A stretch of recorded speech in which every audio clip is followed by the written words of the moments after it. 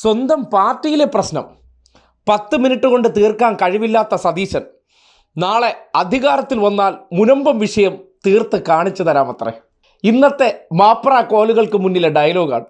ഞങ്ങൾ പണ്ട് പറഞ്ഞിട്ടില്ല 10 മിനിറ്റ് മതി. 10 മിനിറ്റ് എന്താ 10 മിനിറ്റ് എന്താന്ന് എല്ലാവരും ചോദിച്ചു.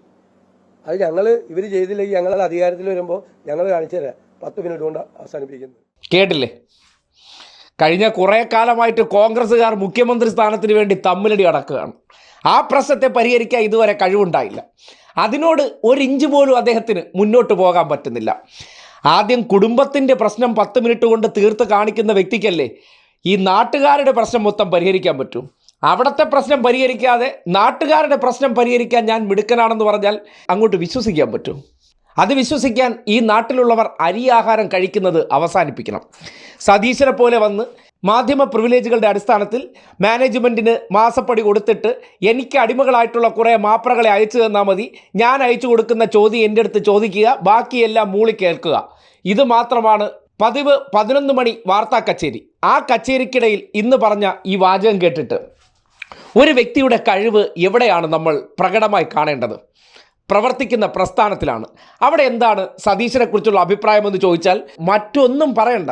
അത് KPCC പ്രസിഡന്റ് പറഞ്ഞ വാചകം മാത്രം ഓർത്താൽ മതി.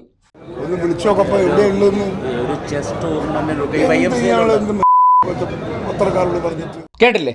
സ്വന്തം പാർട്ടിക്കാർ തന്നെ പറയുന്നു മൈ ഡിയർ ആണെന്ന്. ആ മൈ ഡിയറിന് സ്വന്തം പാർട്ടിയിലുള്ളവർക്ക് തന്നെ കണ്ണെടുത്താൽ കണ്ടുകൂടാ. ആ മഹാൻ പറയുകയാണ്, എല്ലില്ലാത്തൊരു നാവ് എൻ്റെ കൈവശമുള്ളതുകൊണ്ട് ഞാൻ എന്ത് ചെയ്യും, 10 മിനിറ്റിനകത്ത് എല്ലാ പ്രശ്നവും തീർക്കും. സോഷ്യൽ മീഡിയയിൽ കഴിഞ്ഞ കുറേ കാലമായി ഓടുന്ന ഒരു താരകപ്പെണ്ണാളിൻ്റെ വീഡിയോ ഉണ്ട്. ആ കേസെങ്കിലും ഒരു 10 മിനിറ്റ് കൊണ്ട് പരിഗണിച്ച് കാണിച്ചിരുന്നെങ്കിൽ അന്തസ്സുണ്ടായിരുന്നു. അതുപോലും നടത്താൻ സതീശനെ കൊണ്ട് പറ്റുന്നില്ല. പിന്നെയാണ് മുനമ്പം വിഷയം. ഈ നാട്ടിൽ സതീശൻ പറഞ്ഞ ഏതെങ്കിലും ഒരു കാര്യം നടപ്പിലായിട്ടുണ്ടോ അല്ലെങ്കിൽ നടപ്പിലാക്കാൻ പറ്റുന്നതാണോ എന്ന് മാത്രം നോക്കിയാൽ മതി. അടിമുടി വഴിമുടക്കിയാണ് എന്ന് പറയുന്നത് കോൺഗ്രസ്സുകാരാണ്. ഒരു തരത്തിലും ഉൾക്കൊള്ളാൻ പറ്റാത്ത നേതാവാണ്. അതും പറയുന്നത് കോൺഗ്രസ്സുകാരാണ്.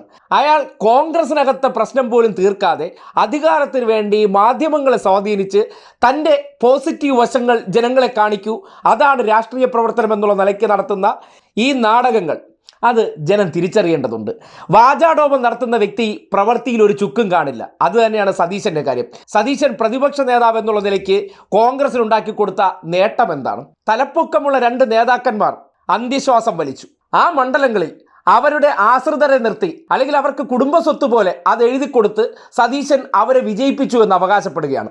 കോൺഗ്രസിൻ്റെ 2 പ്രമുഖ ലീഡർ ഉമ്മൻചാണ്ടിയും ഒപ്പം PT തോമസും മരിച്ചതിനെ സഹതാപം ഇറക്കി വിജയിപ്പിച്ചത് കഴിവാണോ? പിന്നീട് ഒരു ഉപതെരഞ്ഞെടുപ്പ് കണ്ടത് പാലക്കാടാണ്.